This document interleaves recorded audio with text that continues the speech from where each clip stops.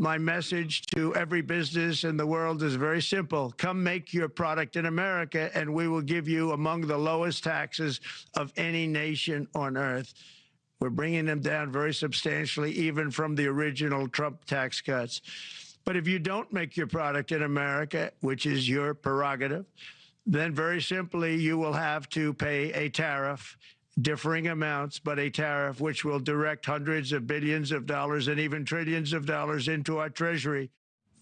And President Trump now promising to issue that 25% tariff on imports from Mexico and Canada and an additional 10% tariff on goods from China coming into the U.S. He's targeting February 1st for those tariffs on imports. Economist Christian Briggs is here with me right now. Can we start with what he said today from that podium? No federal income tax if tariffs work. He mentioned a time historically in the United States under a president where we did not have income tax in the country, but we did have tariffs. Would this be a reality? Oh, yeah, absolutely. So let me make it very clear. Tariffs have been proven to work when you surgically, and I want to make sure we clear this, tactfully. You got to be surgical about tariffs. You can't just put any tariff at any amount on any kind of product, whether it's coming from Canada or China. But remember this, right now we're running over $1 trillion trade deficit with China. We can no longer do that. That means we're shipping from them to us, we're shipping $1 trillion over to China, and they're basically using that money to build up their military. But going back to the tariffs very specifically, when you start to surgically put them on anything, if it's 10% or 20%, you will make manufacturing more competitive in the United States. Because if a t-shirt lands from China at 20 and we bring it to $25 and we can competitively make that same t-shirt here for 21 or 22, we now have brought manufacturing back to the US. Trump is right. And I'm going to tell you something about Canada, because he got brought up here earlier. Canada, we're losing $40 billion a year. We can no longer sustain that. So what Trump's done is he brought a number of people that are very smart into the context of what can we put, it's kind of like a fee, if you will. It's artificial what China's been doing for years. They come in here, they bring solar or aluminum or steel or tin or even furniture for that matter, and they sell it artificially low. And Trump has recognized this. In fact, if you go look at his first term, when he put the tariffs on China, he brought back 600,000 manufacturing jobs in his first term. That was one of the largest amount of increases in domestic manufacturing in history. When the NAFTA treaty got signed during President Clinton, we lost 3 million manufacturing jobs over about 8 years.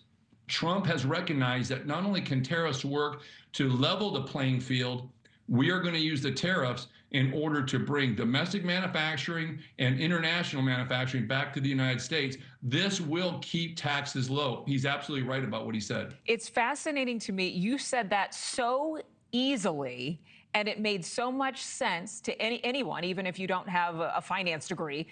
But there were so many skeptics and so many people saying from the financial industry that his plan was not as fiscally sound as Kamala Harris's plan, that this would actually, in the case of China, for example, which exported $400 billion in goods to the United States, would just pass on the tariff cost to the American consumer.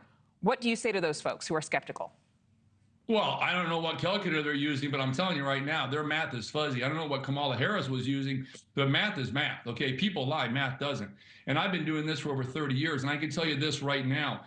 Let me tell you about President Trump. This is a guy that's super smart. Look at his kids, they're all rock stars.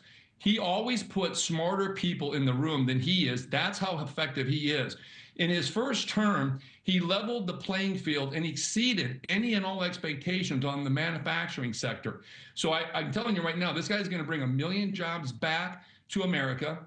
And on top of that, he's probably going to increase domestic product GDP by at least 1 or 2% by doing that. And here's why the skeptics don't like it, because they don't think they can do it. When Obama was running in a second term, he laughed at how you could bring back manufacturing jobs. He actually said, I dare you to try to do it. And when Trump did, he did it. So when you start to make a product here more attractive, because remember, it's not just about the cost, it's the time to get a product manufactured in China, brought over here, they call landed, and then put into the system. If we can just be as competitive as the pricing models that China offers, we will have American domestic manufacturing.